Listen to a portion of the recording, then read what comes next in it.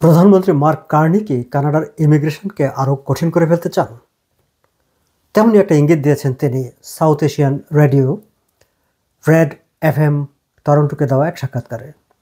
গত শুক্রবার তিনি ব্রাম্পটনে এই সাউথ এশিয়ান রেডিও স্টেশনটির স্টুডিওতে গিয়ে সেখানে একটি ইন্টারভিউ দেন।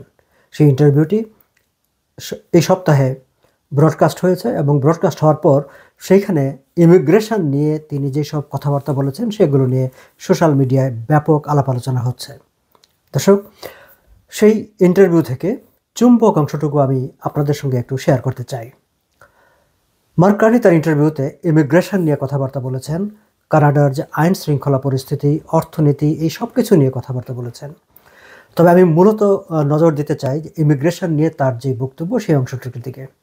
মার্ক কার্নি স্পষ্ট করে বলেছেন যে আগামী কিছুদিনের মধ্যেই তার নতুন ইমিগ্রেশন পলিসি অ্যানাউন্স করা হবে এবং সেই ইমিগ্রেশন পলিসিতে নতুন লক্ষ্যমাত্রা, বিশেষ করে টেম্পোরারি ফরেন ওয়ার্কার বা টেম্পোরারি ফরেন রেসিডেন্ট, সেটিকে অনেক কঠিন করে ফেলা হবে, সেটি তিনি স্পষ্ট করে বলেছেন।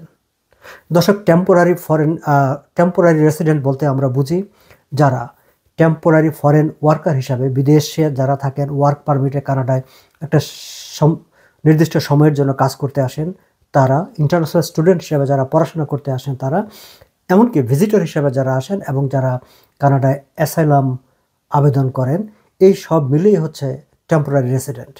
সো মার্ক কার্নির নজর হচ্ছে টেম্পোরারি রেসিডেন্টের সংখ্যা ড্রাস্টিক্যালি কমিয়ে দেওয়া এবং সেটি করার জন্য তার যে ইমিগ্রেশন পলিসি আছে সেই ইমিগ্রেশন পলিসিকে কঠিন করা হবে, সেই ইঙ্গিত তিনি দিয়েছেন।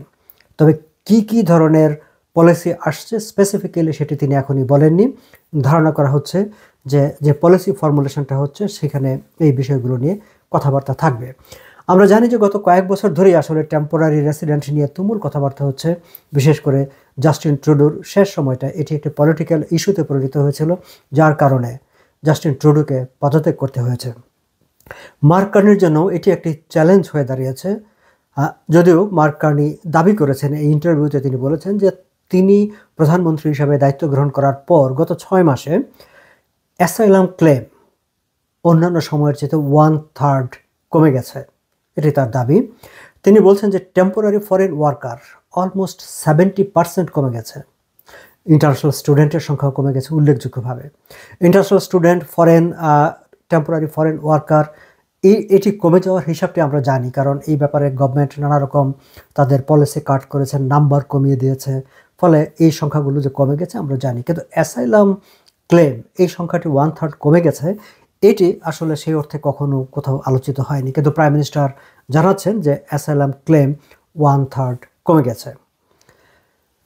সাক্ষাৎকারে তাকে প্রশ্ন করা হয়েছিল যে 2025 সালে প্রায় 1.2 মিলিয়ন ফরেন টেম্পোরারি বিশেষ করে টেম্পোরারি রেসিডেন্ট, তাদের মধ্যে ওয়ার্ক পারমিটে আসে ফরেন টেম্পোরারি ওয়ার্কার আছে, তাদের মধ্যে ভিজিটর ভিসা এসে থেকে যাওয়া আছে, তাদের মধ্যে ইন্টারন্যাশনাল স্টুডেন্ট আছে, যাদের যে স্ট্যাটাস, যারা ওয়ার্ক পারমিট নিয়ে এসেছেন তাদের ওয়ার্ক পারমিট এক্সপায়ার করছে, কিন্তু নতুন করে তাদের অনেককেই সেগুলো আবার রিনিউ করা হচ্ছে না।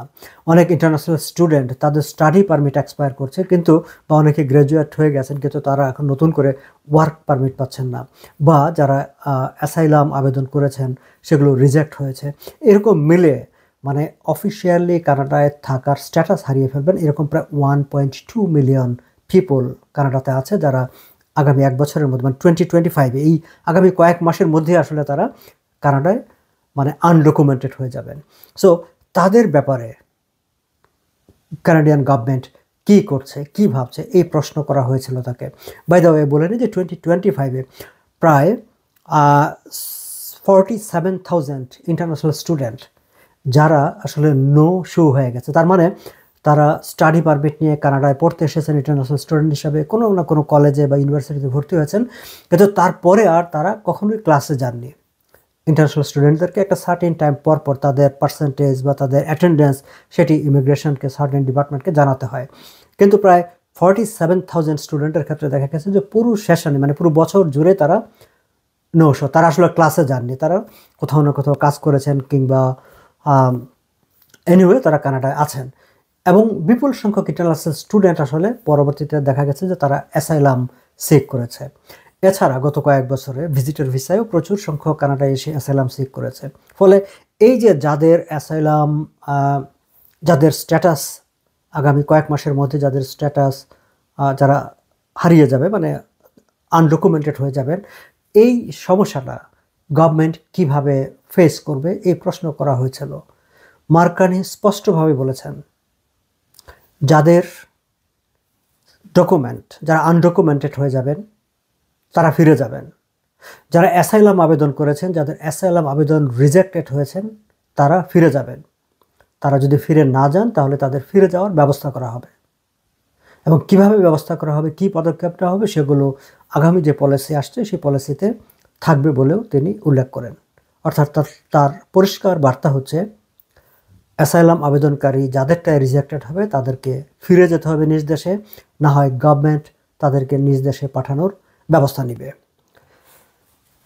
আগামী যেই পলিসিটি হবে, এবং একই সঙ্গে তিনি বলেছেন যে ওই ইন্টারভিউতে তিনি এটি উল্লেখ করেছেন যে এই যে ফেরত পাঠানো হবে, সরকার ফেরত পাঠিয়ে দেবে, প্লাস পাশাপাশি ল অ্যান্ড অর্ডার, বর্ডার এবং এইসব বিষয়গুলোকে নিয়ন্ত্রণ করার জন্য সরকার অতির আরও বাড়তি মানে ফান্ডিং তারা দিচ্ছেন। ল অ্যান্ড অর্ডার এবং অন্যান্য যারা রিলেটেড এজেন্সি আছে তাদের জন্য বাড়তি তহবিল বরাদ্দের বিষয়টি থাকবে। মার্ক কার্নি পরিষ্কার করেছেন যে তার যে নতুন ইমিগ্রেশন পলিসি হবে, বিশেষ করে টেম্পোরারি মানে ফরেন রেসিডেন্ট নেওয়ার ক্ষেত্রে, সেটি হবে ইকোনমি, কানাডার যে ইকোনমির সাইজ এবং যে হাউজিংয়ের যে ডিমান্ড বা হাউজিংয়ের যে অ্যাভেলেবিলিটি তার সঙ্গে অ্যালাইন করেই সেই পলিসিটাকে ফর্ম করা হবে এবং সেই পরিমাণ লোককেই অ্যালাউ করা হবে, এর বেশি লোক অ্যালাউ করা হবে না। সো সামনের দিনগুলোতে আমরা তার যে ইঙ্গিত, প্রাইম মিনিস্টার মার্ক কার্নি